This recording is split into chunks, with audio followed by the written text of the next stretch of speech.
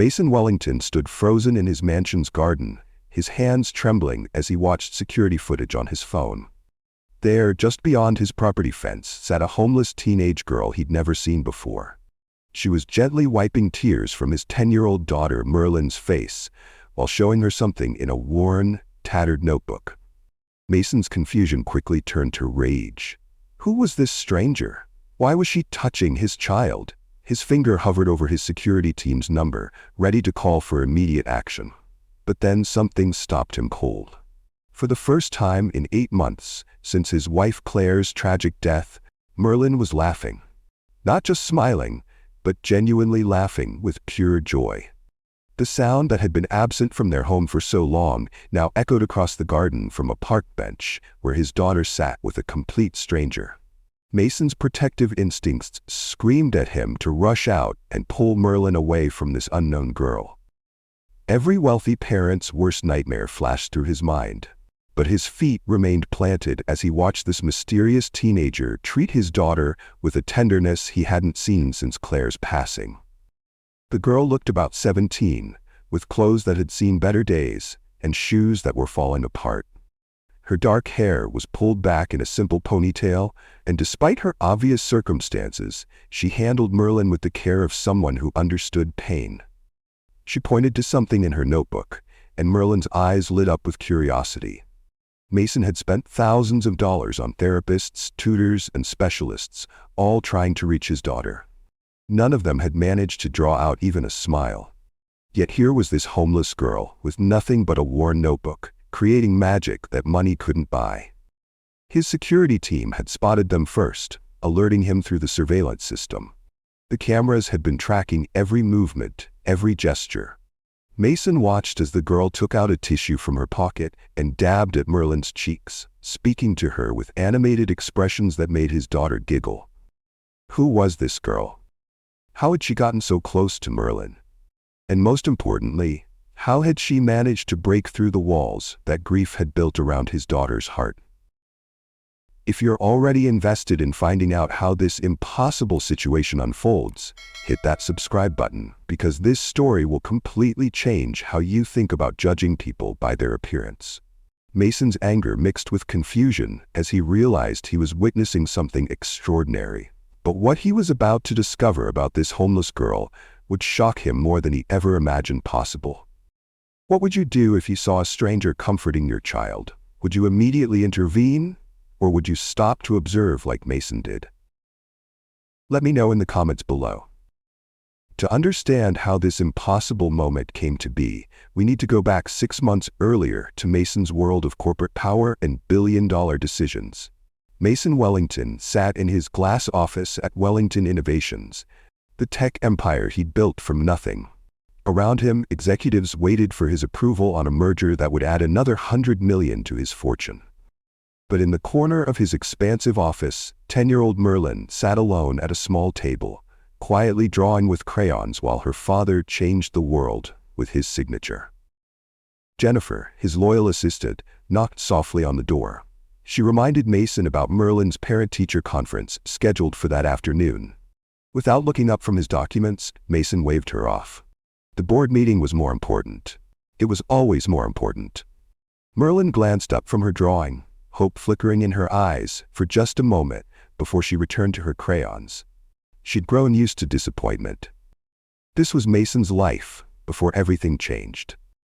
Success measured in stock prices and quarterly reports, while his daughter learned to be invisible in the shadows of his achievements. He believed money could solve every problem, buy every solution. He had no idea how wrong he was about to be proven. 8 months earlier, Mason's world had shattered completely. Claire Wellington, his beloved wife and Merlin's devoted mother, died in a car accident on a rainy Tuesday evening. The police said she'd lost control on a slippery road, but Mason knew the real truth.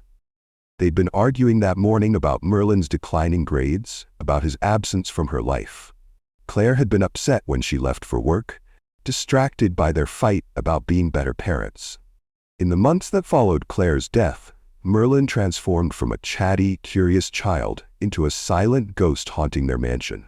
She stopped speaking in complete sentences, stopped engaging with her schoolwork, stopped being the little girl who once filled their home with laughter. Mason watched helplessly as his daughter slipped away from him, just like her mother had. Desperate to fix what felt unfixable, Mason threw his wealth at the problem, like he always did. He hired the most expensive child psychologists in the state, enrolled Merlin in elite private schools with specialized programs, and brought in a parade of tutors with impressive credentials. Each specialist cost thousands of dollars per session. Each new school required substantial donations. Nothing worked. Merlin pushed them all away, retreating deeper into herself with every failed attempt. But while Mason was drowning his grief in business deals and expensive solutions, another story was unfolding just miles away from his mansion. A 17-year-old girl slept on the cold concrete floor of an abandoned warehouse, using textbooks she'd rescued from a dumpster as both pillow and treasure. Her name was Pauline Pedro, though Mason didn't know that yet. Every morning before dawn, Pauline crept through the shadows to the public library, slipping inside when the early staff arrived. She studied frantically in the quiet hours before other patrons arrived, and the librarians inevitably noticed the homeless girl taking up space. She memorized every page she could before being politely but firmly asked to leave. Pauline had been surviving on the streets for 2 years, ever since she aged out of the foster care system at 18, with nothing but the clothes on her back. She'd been a straight-A student, destined for college, dreaming of becoming a teacher. But dreams don't pay for food or shelter, and the scholarship she'd worked so hard to earn disappeared when she had no address to put on the forms. Despite everything she'd lost, Pauline clung to those salvaged textbooks like lifelines. Education was the only thing that had never abandoned her, the only constant in a life full of rejection and closed doors. She studied mathematics and literature by candlelight, practicing lesson plans in her head for classrooms she might never have. Then came the day that would change everything. Merlin had convinced her nanny to take her to the small park near their estate. The same park where Pauline often sat to read in the afternoons when the library closed. While the nanny chatted on her phone, Merlin noticed something unusual through the iron fence that separated the public park from their private property. A teenage girl sat alone on a bench, completely absorbed in a colorful children's book. Merlin hadn't seen another young person reading for pleasure in months. All her tutors made reading feel like punishment, like another task to fail at. But this girl looked peaceful, almost happy as she turned the pages. Curiosity overcame Merlin's usual shyness. She approached the fence and whispered through the bars, asking what book the girl was reading. Pauline looked up, surprised to see a well-dressed child talking to her. She showed Merlin the worn mathematics book she'd found, filled with simple illustrations and fun number games. Pauline's eyes lit up as she asked if Merlin wanted to learn something cool about numbers. For the first time in months, Merlin nodded eagerly. And in that moment, neither girl knew they were about to save each other in ways that would shock everyone who thought they understood what help really looked like. What happened next surprised everyone, including Mason himself. Day after day, Merlin found excuses to visit that park. She told her nanny she needed fresh air, claimed she wanted to feed the ducks, invented reasons to spend time near the fence where the mysterious girl with the math book waited. Pauline began bringing small collections of stones, leaves, and twigs she'd gathered from around the neighborhood. She transformed these simple objects into magical learning tools, teaching Merlin multiplication by arranging pebbles into groups, explaining fractions by breaking leaves into equal pieces. For the first time since her mother's death, Merlin was genuinely excited about learning. Mason noticed the change immediately. His daughter was speaking in full sentences again, humming while she colored, even asking questions about numbers during dinner. The expensive therapists had failed to achieve in months what was somehow happening in days. But Mason had no idea where this sudden transformation was coming from. Through their daily meetings at the fence, Pauline slowly revealed her heartbreaking story. She told Merlin how her parents had died in a house fire when she was 15, leaving her completely alone in the world. She described bouncing between foster homes where she never quite belonged, always feeling like a temporary guest in other people's lives. Pauline explained how she'd worked harder than any student in her high school, maintaining perfect grades while moving from home to home. She'd earned a full scholarship to college, dreaming of becoming a teacher who could help other lost kids find their way. But when she aged out of foster care at 18, she had nowhere to live. Without a permanent address, her scholarship disappeared and her dreams crumbled, along with her future.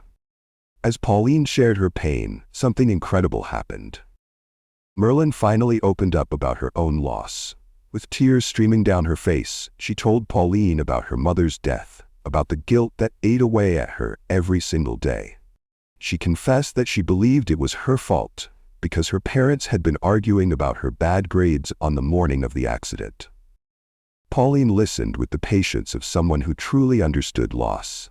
She shared how she'd blamed herself for her parents' death too, wondering if she could have somehow saved them. Together, these two broken souls began to heal each other in ways that professional therapy never could. They found comfort in shared pain and hope in shared dreams. Mason's curiosity finally got the better of him. One afternoon, he secretly followed Merlin to the park, hiding behind trees like a spy in his own neighborhood. What he witnessed left him absolutely speechless. Pauline was teaching Merlin advanced mathematical concepts through elaborate storytelling, turning abstract numbers into characters and exciting adventures. She explained algebra using fairy tales, made geometry come alive through nature walks along the fence line. Merlin was completely engaged, asking thoughtful questions, laughing with genuine joy as learning became play. This homeless teenager was accomplishing what teams of expensive specialists couldn't. She was reaching his daughter's heart through her mind, making education an adventure instead of a chore. Mason watched his 10-year-old daughter transform before his eyes, becoming the curious, engaged child she'd been before tragedy struck their family. Unable to contain himself any longer, Mason stepped out from behind the trees and approached the fence.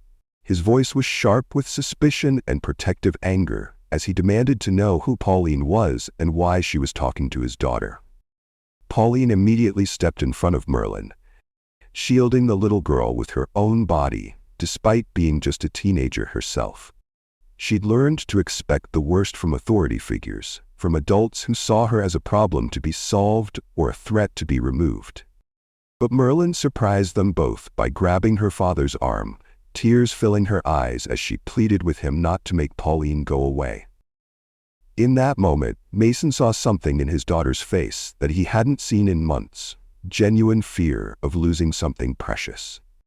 Pauline explained in a quiet, dignified voice that she was just trying to help. She showed Mason her collection of worn textbooks, the careful notes she'd written in the margins, the lesson plans she'd created for their daily sessions. Mason realized he was looking at someone with real education, real intelligence, who just happened to have no place to call home. Merlin's words hit Mason like a physical blow. She told her father that Pauline made learning fun, that she understood about missing mothers, that she was the first person who didn't make Merlin feel broken or stupid. In her childish wisdom, she'd found exactly what she needed in the last place anyone would think to look. If this story is touching your heart and you want to see how it ends, make sure to subscribe, because what Mason discovers next will completely change everything you think you know about this situation. Mason found himself torn between his protective instincts and a growing respect for this remarkable young woman. He used his resources to research Pauline Pedro, uncovering her academic achievements, her tragic history, her spotless record despite 2 years of homelessness. His security team confirmed what his heart was beginning to understand. She was just a kid trying to survive, not a threat to be eliminated. Over the following days, Mason secretly observed more of their sessions. He watched Pauline refuse Merlin's offers to share expensive snacks, clearly hungry but maintaining her dignity. He saw her create teaching materials from literal garbage, bottle caps for counting, torn paper for geometric shapes, broken crayons for colorful lessons. The transformation in Merlin was undeniable. Her grades improved dramatically, almost overnight. She started talking about wanting to help other children learn, about becoming a teacher like Pauline someday. Mason realized that his 10-year-old daughter had found something his money couldn't buy: a sense of purpose through helping others. Finally, Mason made a decision that would surprise everyone. He approached Pauline with a formal job offer, promising to pay her well to become Merlin's private tutor. But Pauline's response shocked him completely. She refused, saying it felt too much like charity. But Merlin convinced her with words that revealed wisdom beyond her years. "You're not taking help, you're giving help to me." Only then did Pauline agree, but with one condition that would change Mason's perspective forever. Pauline told Mason she would accept his offer only if he also committed to helping other homeless youth get education opportunities. She looked him directly in the eyes and said words that would haunt him. "I'm not the only one out there who just needs a chance." What Mason discovered next would completely redefine everything he thought he knew about Pauline Pedro. While following up on her condition to help other homeless youth, Mason decided to learn more about the girl who had transformed his daughter's life. What he found left him absolutely stunned. Pauline had been living a double life that went far beyond her daily sessions with Merlin. Every evening, after spending her afternoons teaching through the fence, she returned to that abandoned warehouse where she slept. But she wasn't alone. Hidden from the world's view, Pauline had created something extraordinary: a makeshift school for forgotten children. In the dim light of that crumbling building, 12 homeless kids between the ages of 8 and 16 gathered around Pauline every night. She shared everything she learned from her sessions with Merlin, turning one child's vacation into a dozen children's hope. Using the same creativity that had captivated Merlin, Pauline taught mathematics with bottle caps, geography with torn maps she'd salvaged, and literature by retelling stories from memory. These weren't just random children. They were runaways escaping abuse, foster kids who'd aged out of the system, siblings trying to stay together after their parents' deaths. Pauline had found them one by one, offering them not just education, but something even more valuable: the belief that they mattered, that their minds were worth developing despite society's abandonment. Mason watched through binoculars from across the street as Pauline conducted her secret classes. She had transformed that abandoned space into a sanctuary of learning, using cardboard as whiteboards, creating textbooks from discarded materials, teaching with a passion that would put most professional educators to shame. But Pauline was hiding an even bigger secret, one that would break Mason's heart when he finally learned the truth. She had been accepted to the State University's education program, her dream of becoming a real teacher within reach. But she deferred her acceptance because she had no way to pay tuition or survive during her studies. More devastating was her reason for keeping this secret from Merlin. Pauline feared that if the little girl knew about college, she'd encourage her to leave for her own good. Pauline couldn't bear the thought of abandoning Merlin when she was finally healing, just like everyone else in both their lives had done. As Mason processed this information, a profound realization washed over him. Pauline hadn't just helped Merlin learn math and reading, she'd shown Mason how to be a father again. His 10-year-old daughter had learned compassion, resilience, and joy not from the privilege he'd tried to wrap around her pain, but from genuine human connection with someone who understood loss. Pauline had given Merlin something Mason's billions couldn't buy: the knowledge that healing comes from helping others, that strength grows from shared vulnerability, that the most important lessons in life aren't found in expensive textbooks, but in the courage to care for one another. But their perfect world was about to come crashing down. City inspectors, responding to complaints about homeless people gathering in the abandoned building, discovered Pauline's illegal school. They threatened to shut down her operation immediately, potentially scattering the dozen children who had finally found stability and hope. Worse yet, Pauline faced possible arrest for trespassing and operating an unlicensed educational facility. The authorities saw only a homeless girl breaking the law, not a teacher saving lives. Everything she'd built was about to be destroyed, and all those children would lose the only person who believed in their potential. As news of the impending shutdown reached Mason, he faced the most important decision of his life. He could distance himself and his daughter from the legal troubles surrounding Pauline, protecting his reputation and wealth. Any reasonable businessman would cut ties before the situation became a public relations nightmare. But Mason Wellington wasn't just a businessman anymore. He was a father who had learned what truly mattered, a man whose eyes had been opened by a homeless teenager's extraordinary heart. In the moment that would shock everyone who knew him, Mason made a choice that would change everything. He used his influence and vast wealth not to escape the situation, but to embrace it completely. Mason bought the abandoned building outright, transforming it from an illegal squat into a legitimate, state-of-the-art tutoring center.